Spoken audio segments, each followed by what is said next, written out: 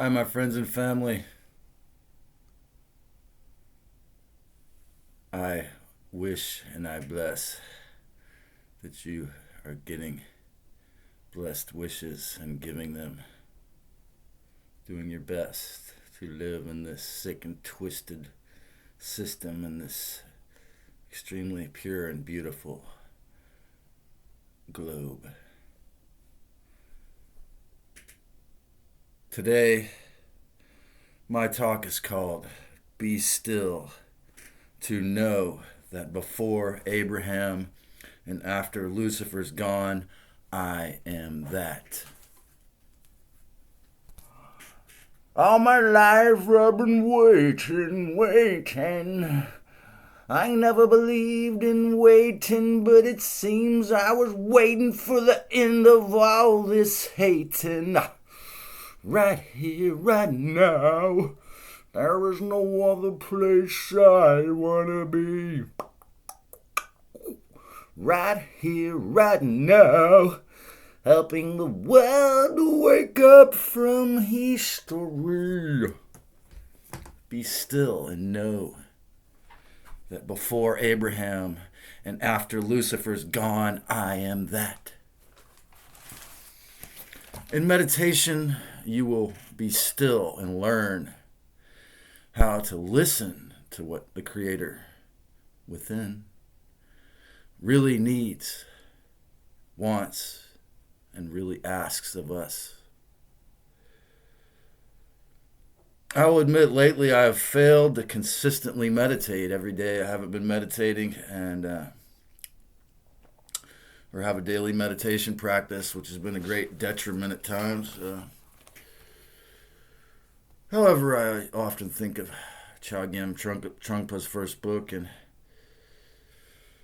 to a lesser or greater detriment, I haven't been on a meditation practice. Nearly every spiritual teacher will always tell you to create quiet space, and the timeless now is essential to live your peace and for your awakening. That being said, of course, I consider my entire life and existence, if I'm remembering the reality, to be in the context of the Mahayana. In other words, to a Mahayana Buddhist, everything, every thought is a meditation. Once you're born again into the reality of the Creator, the real Creator, you consider meditation as in everything. If you're ideally, every thought, action, and gesture can ideally be brought into your meditation. You don't have to do 30 minutes of pranayama if you're adept at this. If you've slowed down your breathing so much that you naturally slow it down. In the last video I made at the very end, I mentioned that the Dalai Lama wakes up at 3 a.m. and does 2 hours of what he calls insight meditation, supposedly every morning, 2 hours before the other monks get up. Every thought, he asks himself, is that real? Is that thought real? Is that real? Imagine with no other, no one's aura or no one's entity interfering with you at 3 o'clock in the morning. It could work really well. Chogyam Trungpa's first book, I believe, or second, whether it was Spiritual Materialism, I think it was his first book, was called Meditation in Action.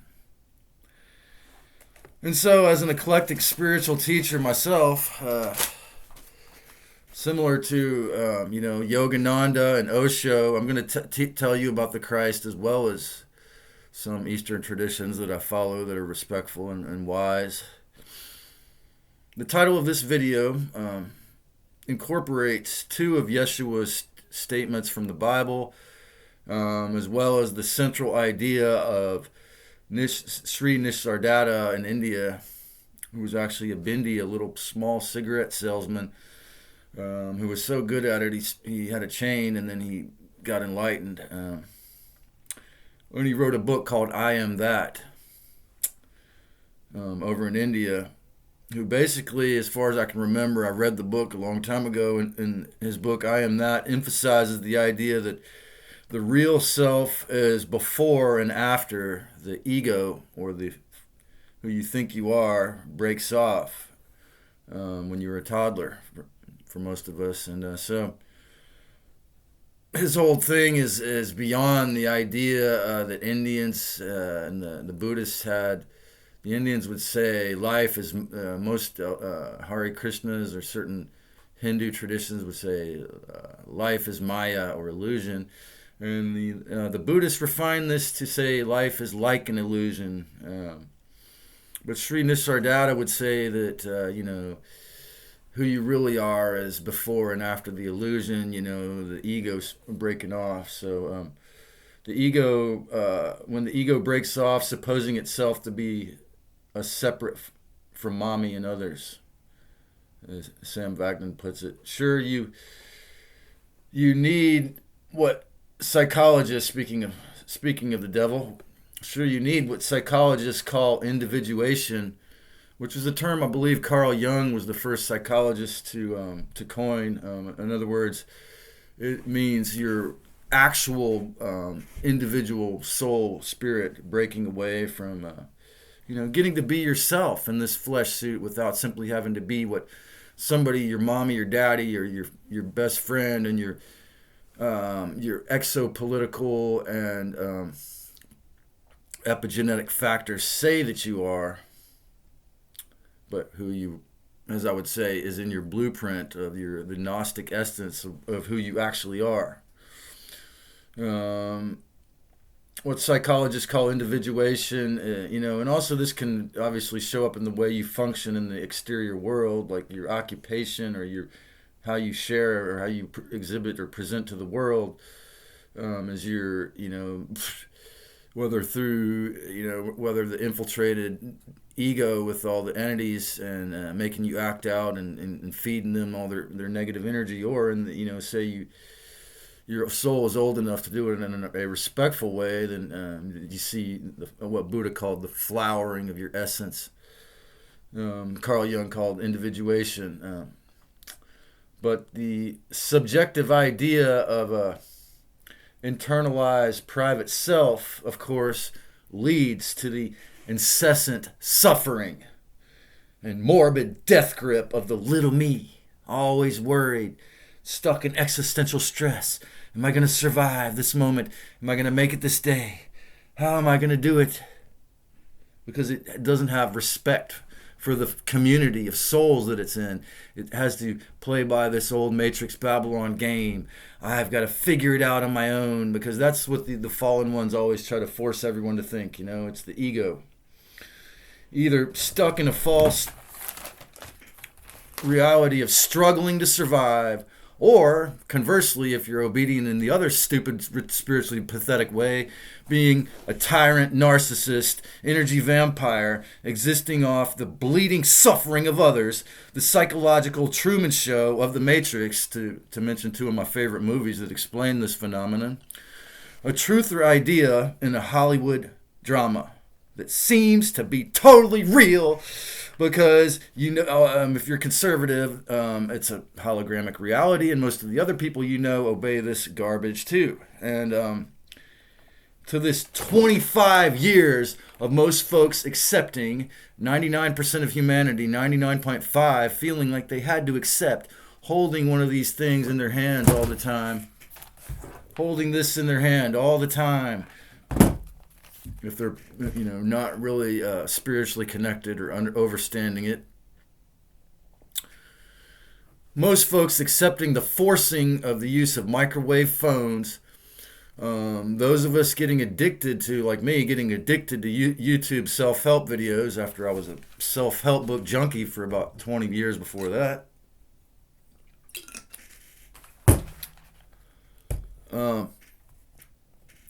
Rents, taxes, and the cost of food spiraling into the stratosphere, and these adding to the seeming inevitability of life speeding up. Because we're microwaving ourselves subtly all the time. It makes us feel like it's getting faster and faster. Slowly, the pace, and of course, the attempted self-possession, and even the nanotech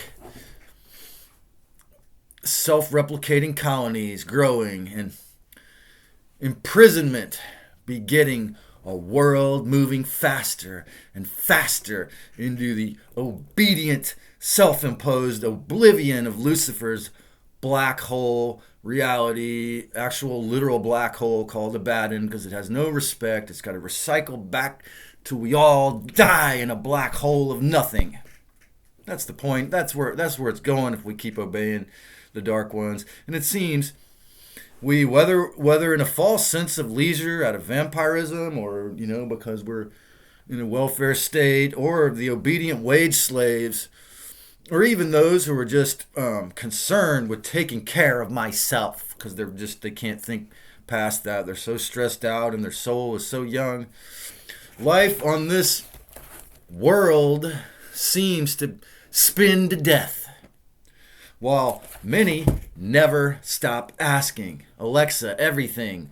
What about this, Alexa? What about this, Alexa? Or texting and remote triangulating with their friends or loved ones or sex partners, going on and on and on like Tasmanian devils until they fall over and drop dead, because they have to obey this sick, inverted society till it's gone, because Lucifer is just so good at that. Mind control, right? So, to force in a stress tizzy loose drip,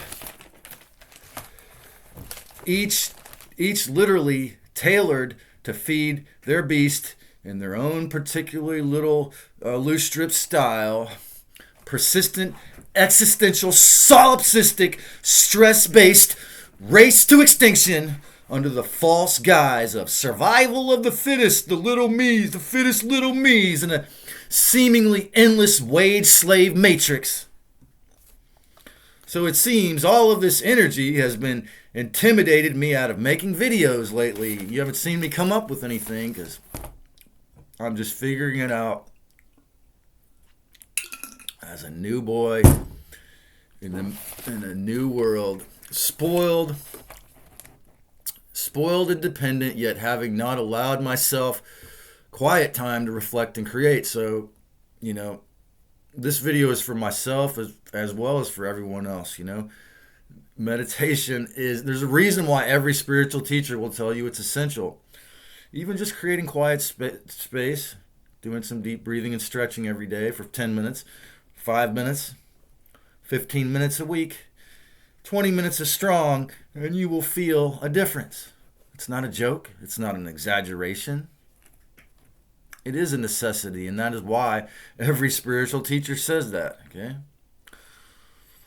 So, when I was camping out in Santa Cruz Mountains, I would pause YouTube videos.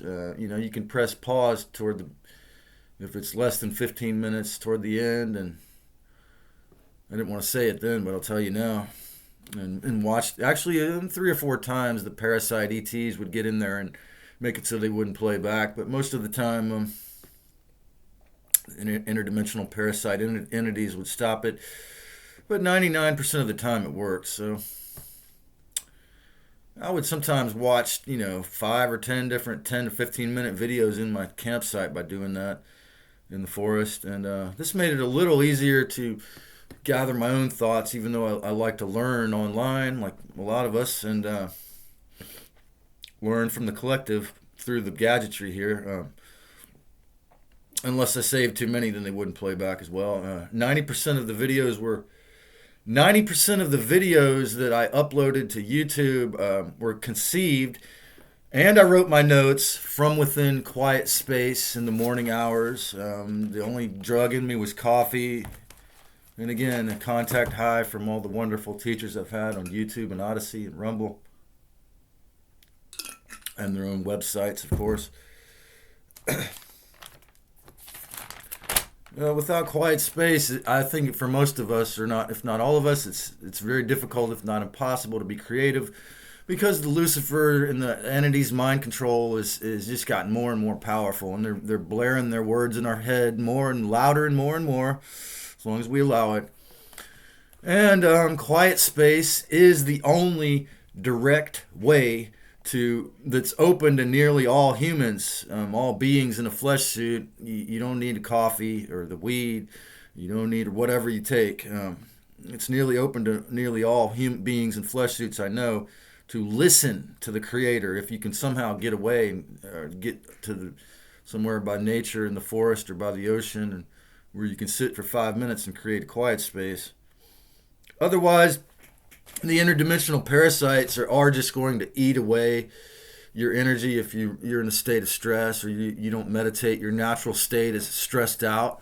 They're just going to feed off you until you're dead. It might be subtle. It might cause cancer. It might cause other illness. Or it might be rapid. It might cause an accident. Because that's just, like I say, that's the way these things were set up. Unless you somehow, unless you believe or be truth that you can actually get your J seals removed. If that's all real, then more power to Indigo Angel. So, quiet space is the only creating quiet space is the only way I know that's open to most people to get access to the Creator. It says in the Bible, "Be still and know I am God." What does that mean? I mean, that's pretty much definitely a beautiful and good thing that was left in to remind you to meditate, even if you're a Christian. If you are never still, especially if you do not confront your shadow, what you will get is becoming the normal human, communing with the devil in the details your whole life. It may be a surrogate or a crutch, but is relaxation why indica dominant cannabis is so good? It forces you to feel relaxed? Yes. In my own room, watching and chatting online all day, I could belittle and stress out myself. Just from that, getting limited by a false Wi-Fi freedom of this modern trap. Yet my only sibling, Todd, taught himself. He was so sick of being a waiter. He had 3 small children. He had the discipline and the courage and the learning skills to, at age 42, he taught himself how to be a small appliances repairman over the course of, I believe, about a year and a half, from Facebook and YouTube, with the discipline. So on the other hand, what I'm saying is my brother here gave a great example of how you can use these gadgets to free yourself, to learn a skill. So learn to balance taking life in and giving it out, taking and serving. Allow yourself, if at all possible, to wonder before God the Father, Yahweh, the Elohim, Abraham, and Moses. Who was I then? If you have an older soul, you believe. Yeshua said, "Before Abraham, I am." What did he mean? In stillness. Before there was this big book that got to rule over the majority of humanity, at least in this continent, that had lists of names in it, and the idea of an elite and chosen race that gets to rule. Before all of that, say, if you believe you have an older soul, who were you then, before this patriarchy list of names that had to rule? Who were you in the era of the matriarchy of the divine mother, Sophia Christ, who had taught us all to have equal respect? Who will you be in the future when she regains that overt dominion not out of control, out of awareness of reality, because she had never had interest in dominating or telling us what to do, because she gave us free will. and discernment. Amazing gifts that God the Father would never allow if he had his way. So who would you be then, and who will you be soon if you still have a body when this spiritual temporal war is over? In stillness, in discernment. In stillness, discernment can seemingly magically reappear.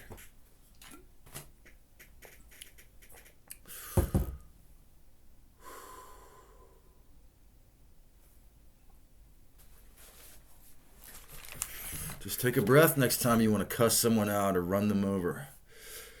If you identify as stressed out, or your mother seems to be totally insecure, or she was, learning to listen to the soft, respectful voice of Christ Sophia in your heart, in a timeless space of stillness, will always be a great key. There's no one that can take that away from you if you can simply do that. As obvious as it is, you won't know until you actually allow yourself a strong, ideally daily period of quiet. And slow down your breathing if you can. Listening stillness within the TV, with the TV and radio off, and the phone and the laptop closed and turned away. Nisargedatta's book, I Am That, incorporated an idea that seemed to go deeper into meditation than most spiritual teachers ever. Right now, I want to give thanks to Pablo and the YouTube channel Meditation Amsterdam for helping to inspire me to make this video. And the idea goes, because he mentions him in his book list and talks about him in his videos. The idea goes beyond the ego and the matrix to say basically, no self, no problems. And just like I would say when it comes to hourly wage jobs, if the thing still exists, if your boss allows you to be 5 minutes late, then maybe it's not such a bad thing. I was fired from 2 jobs, hourly wage jobs, for being 5 minutes late. So that's when I got a hint that maybe it was a fake idea. No self, no problems. This may not be a way to live and earn a living in your 3D world, aside from renunciation if you're willing to be a beggar or, exist with your hand out or taking. Yet it is a firm foundation on which to live your life, your spiritual life, without me,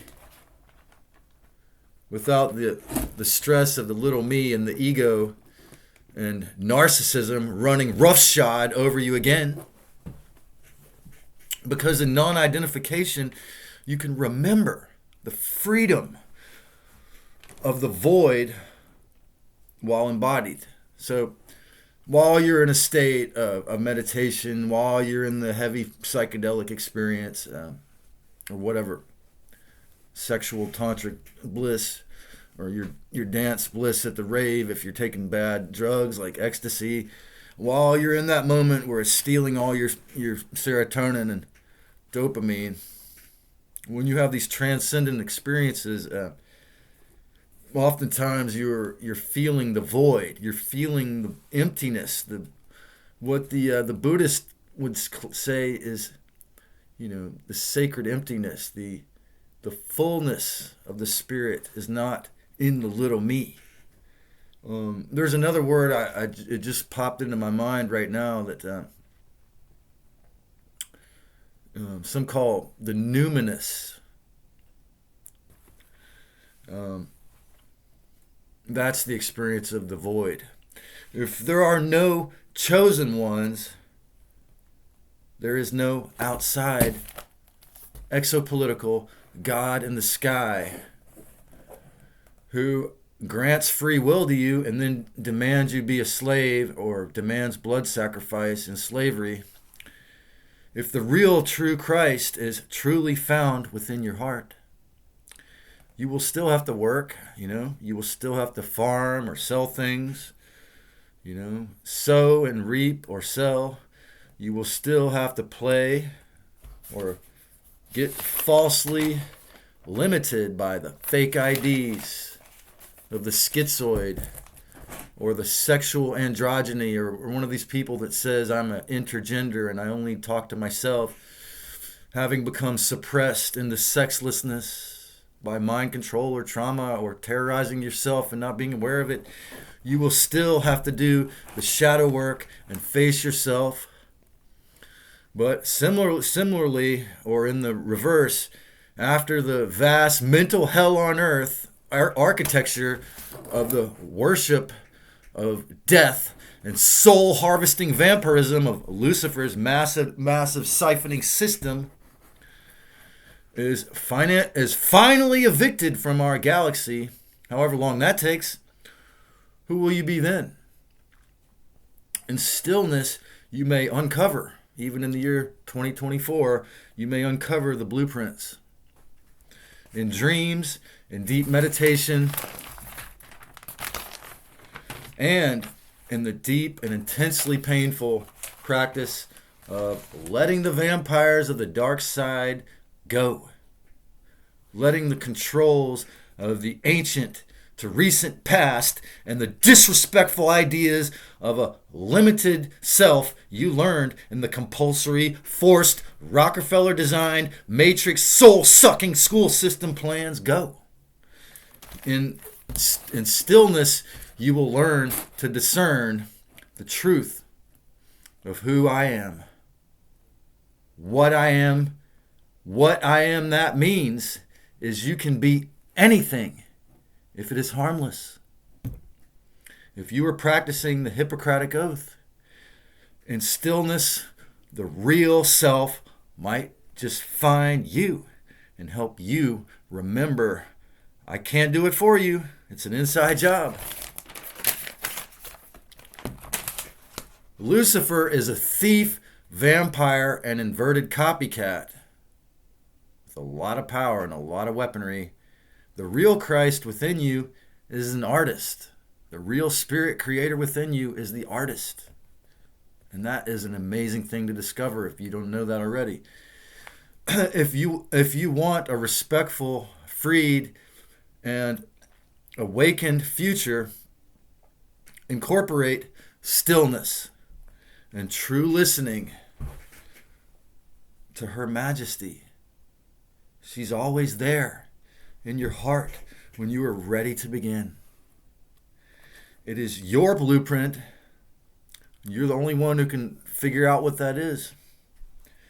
Yet real life is lived together. When two or more are gathered in my name, I am there. That was a statement that the Christ said in the Bible. But that statement, I have noticed, is usually pure churchian mind control. It's usually used to make the Bible thumpers, get into their dogma and their subtle, more respectful, but not really respectful archangel mind control. Until a moment like now that you realize, after you do the necessary shadow work, we are sharing this place within the heart of the real Creator, the true Christ. If you enjoyed this show and you haven't already, make sure you subscribe and hit the notification bell, and follow me on Odyssey if you want to take a more of a harsh or deeper red pill, as they say. And of course, as I always say, create a great one if you have the courage to. That's what this video was all about today. So the blessed one, original divine being is within all of you, and may she help you awaken. And remember that it's your job to wake up. Loving you, my family.